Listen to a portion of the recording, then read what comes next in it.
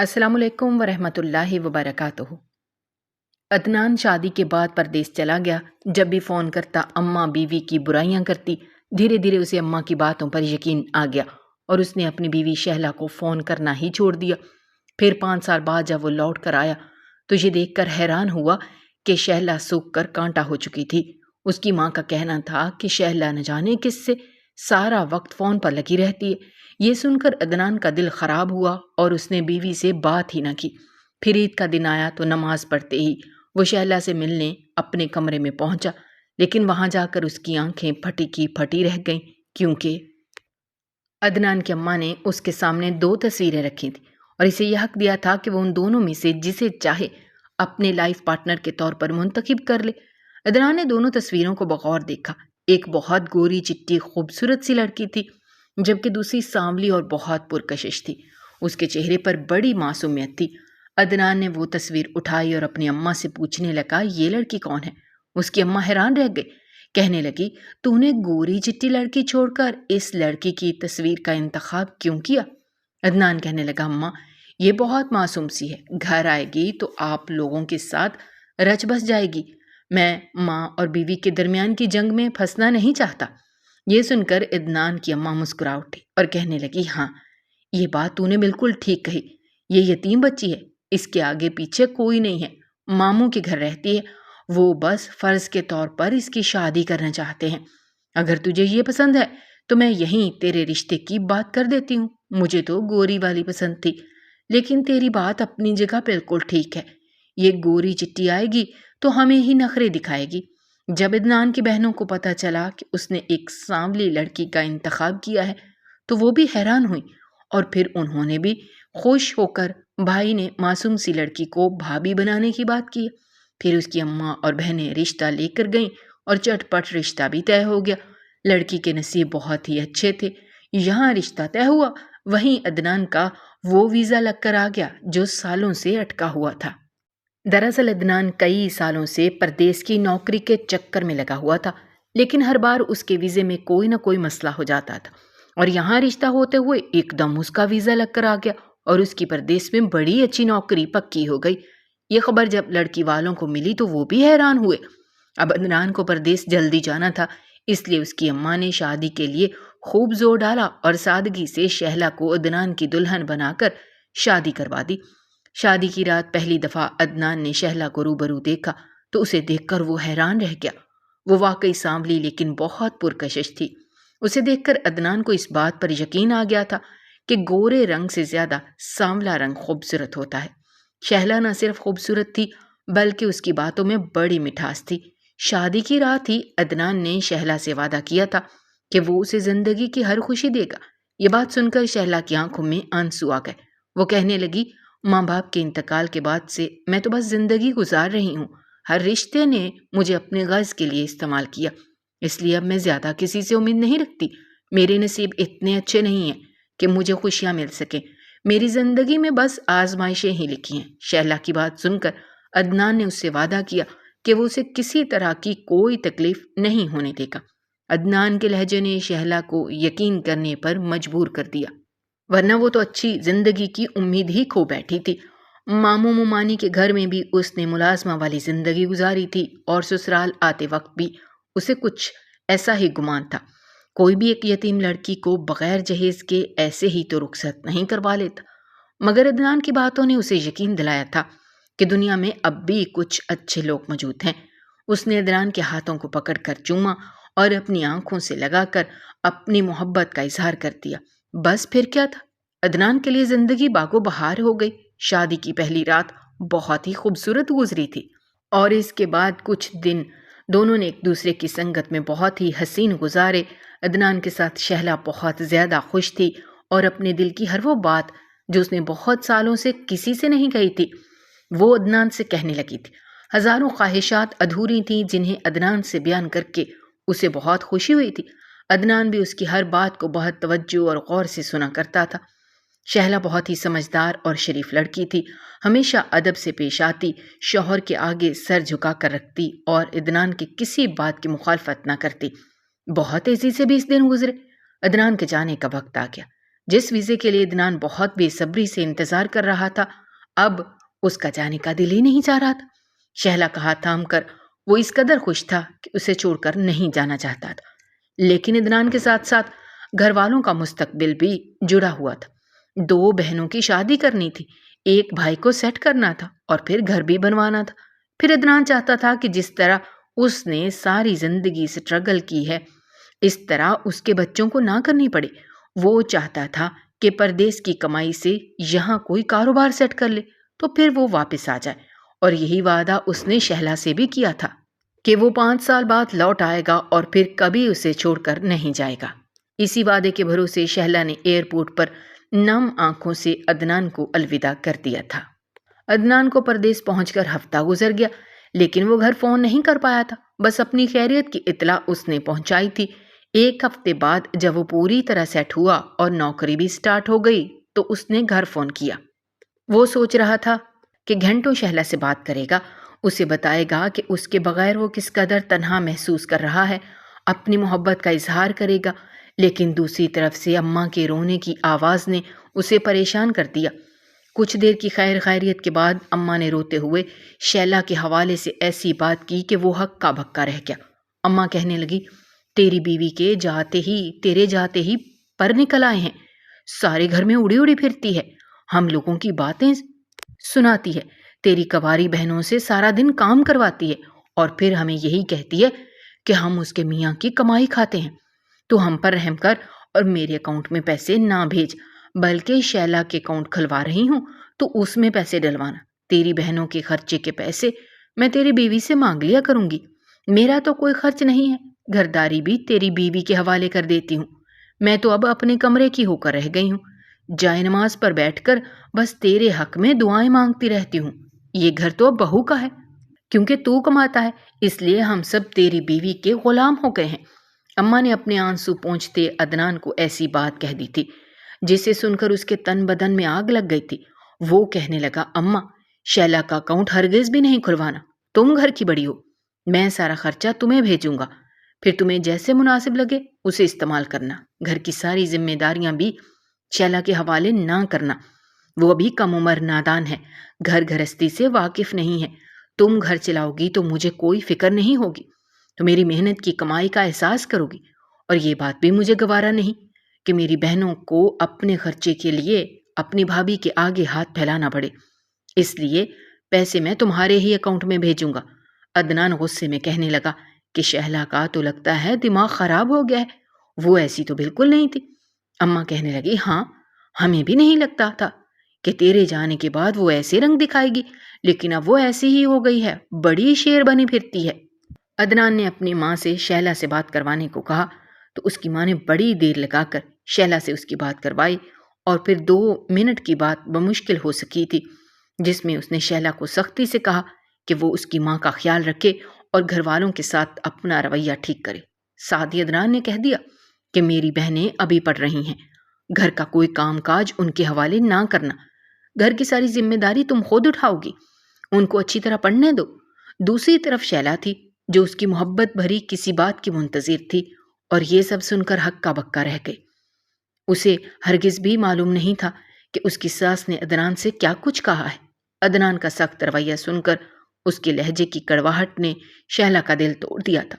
اس نے اپنے ہونٹ سی لیے تھے، وہ سمجھ گئی تھی کہ ایک بار پھر اس نے غلط امیدیں پات لی تھی، اس لیے ہمیشہ کی طرح اس نے صبر کا گھونٹ بھر لیا اور عدنان سے کوئی گلا شکوہ نہیں کیا تھا۔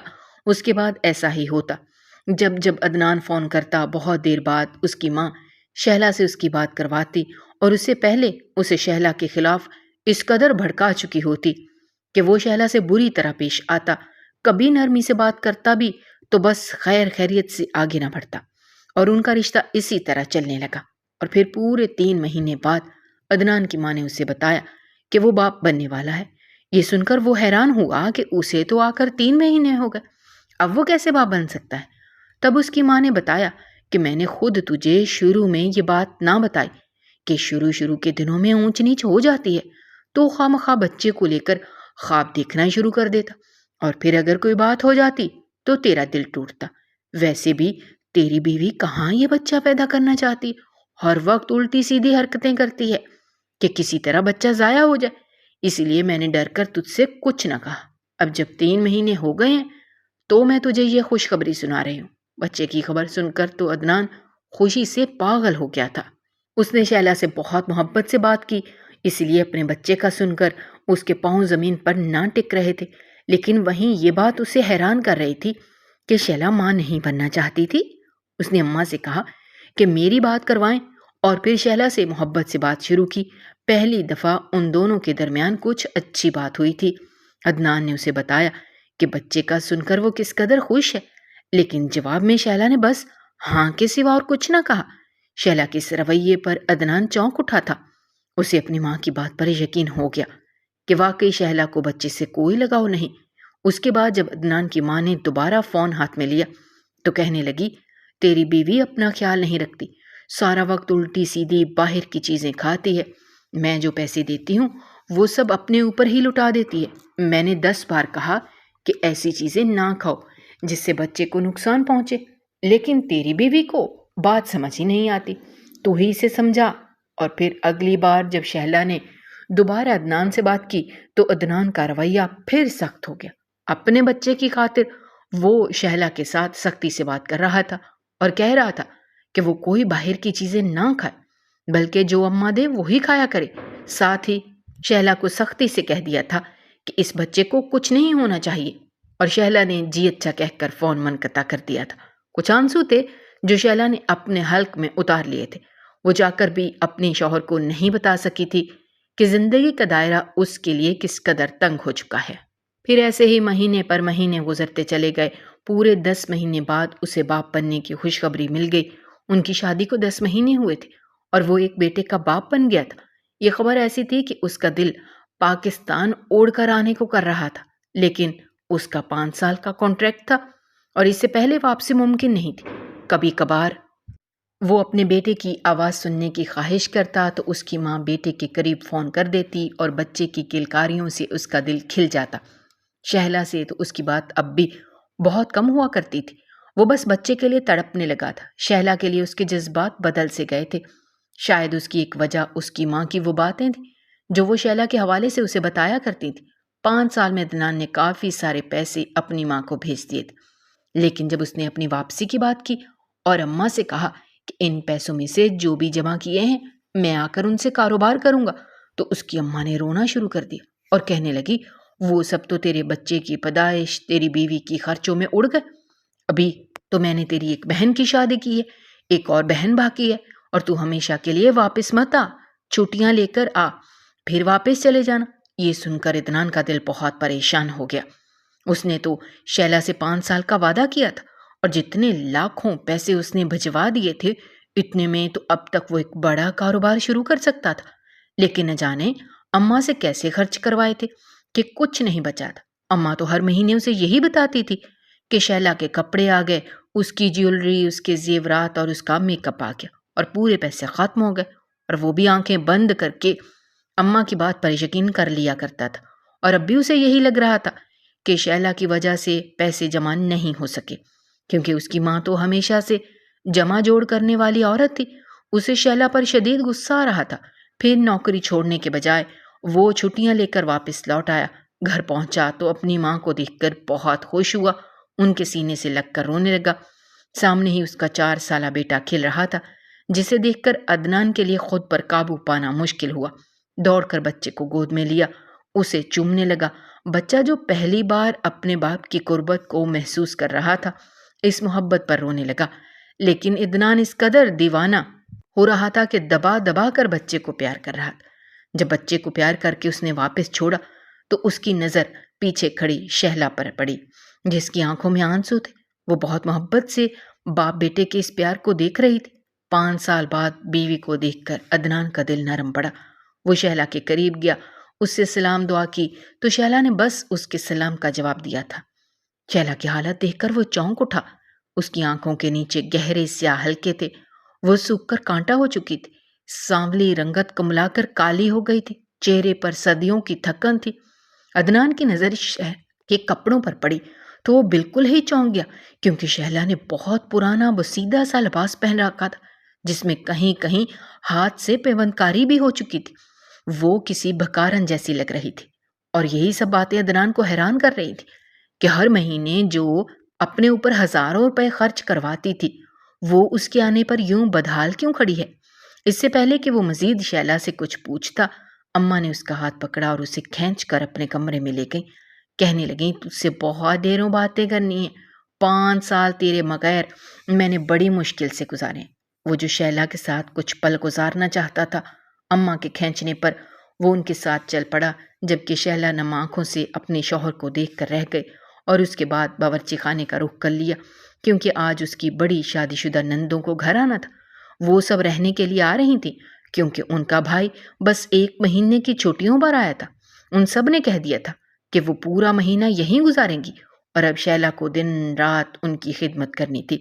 شیلا نے اپنے بڑے نندوئی کی پسند کے سارے کھانے تیار کر دیے تھے، کیونکہ وہ جب بھی یہاں آتے تو شیلا سے طرح طرح کی فرمائشیں کرتے۔ پھر اس کے بعد وہ اپنی چھوٹی نندوں کے کپڑے استری کرنے کے لیے بیٹھ گئی۔ اتنی دیر میں عدنان بھی اس کے پاس چلا آیا۔ وہ کچھ وقت شیلا کے ساتھ گزارنا چاہتا تھا، لیکن شیلا کے پاس کاموں کی ایک فہرست تھی، اور اس سے پہلے کہ وہ کوئی موقع ڈھونڈتا اس کی بڑی شادی شدہ بہنیں بھی آ گئیں، اور پھر ان کے بچوں کا شور، بہنوں کا ہنگامہ گھر میں اس طرح سے شروع ہوا کہ عدنان کو بیوی کے لیے وقت ہی نہ مل سکا۔ رات کے کھانے کے لیے سب لوگ ڈائننگ ٹیبل پر ایک ساتھ بیٹھے تو شیلا اسے کہیں نظر نہ آئی، یہاں تک کہ اس کی کرسی بھی نہیں تھی۔ اس نے شیلا کو آواز دی تو اماں نے روک دیا۔ کہنے لگی وہ گرم گرم روٹیاں پکا کر لا رہی ہے، سب کو گرم روٹیاں کھانے کی عادت ہے، ٹھنڈی کوئی نہیں کھاتا۔ یہ سن کر عدنان ایک دم خاموش ہو گیا۔ بڑی مشکل سے زہر مار کر کے اس نے 4 لقمے کھائے، اور پھر ساری بہنیں اسے اپنے گھیرے میں بٹھا کر اس سے فرمائشیں کر رہی تھیں۔ سب جاننا چاہتے تھے کہ وہ کیا تحفے لے کر آیا ہے۔ وہ سب کے لیے کچھ نہ کچھ لایا تھا۔ سب نے زبردستی بیگ کھلوایا تو جو بھی وہ شہلا کے لیے لایا تھا وہ سب لڑ جھگڑ کر بہنوں نے لے لیا۔ بہنوں کے تحائف بھی انہوں نے وصول کر لیے۔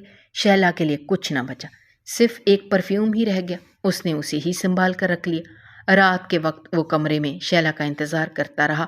وہ تقریباً 1 بجے تھکی ہاری کمرے میں پہنچی تو عدنان نے آگے بڑھ کر اسے گلے سے لگا لیا، پھر اپنے پاس بٹھایا، اس سے باتیں کرنے لگا، لیکن شیلا کے پاس اس کی باتوں کے جواب میں کہنے کو کچھ نہیں تھا۔ وہ بس ہوں ہاں کر کے جواب دے رہی تھی۔ عدنان نے اسے تحفے میں پرفیوم دیا تو وہ بھی اس نے خاموشی سے رکھ لیا۔ ہاں، بیٹے کے لیے وہ جتنی بھی چیزیں لایا وہ سب شیلا بہت غور سے دیکھ رہی تھی۔ اس کے چہرے پر خوشی بھی نظر آ رہی تھی۔ شیلا کا بدلا ہوا یہ رویہ عدنان کو بہت حیران کر رہا تھا۔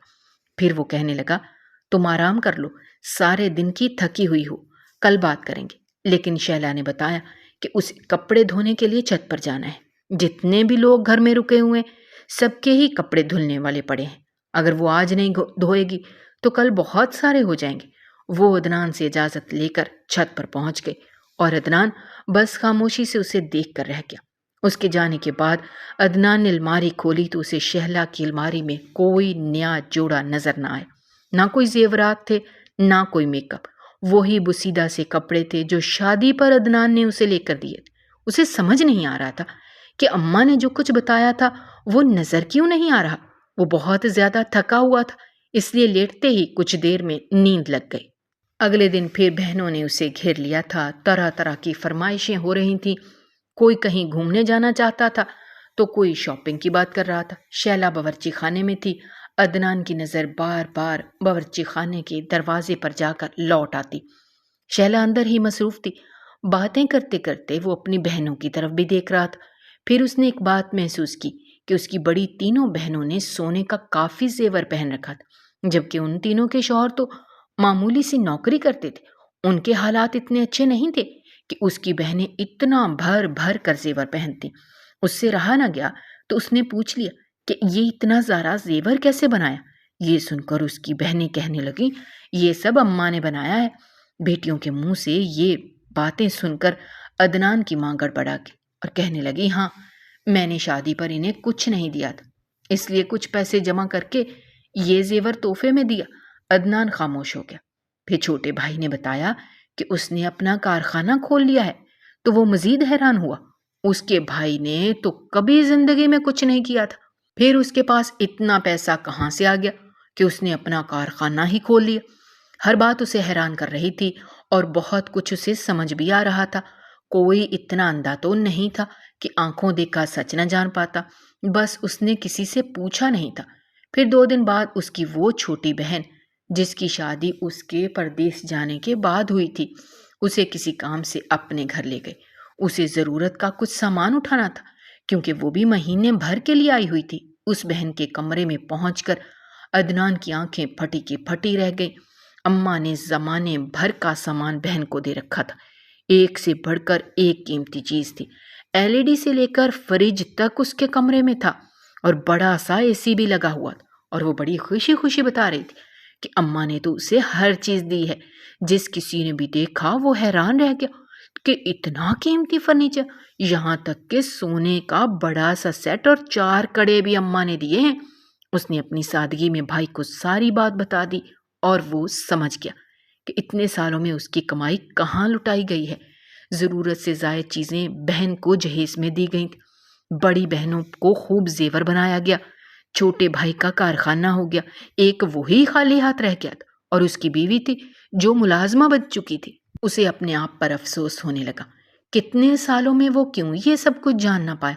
مگر یہ بات اب بھی سمجھ نہ آتی کہ شہلا نے اس سے اب تک کسی کی کوئی شکایت کیوں نہیں کی۔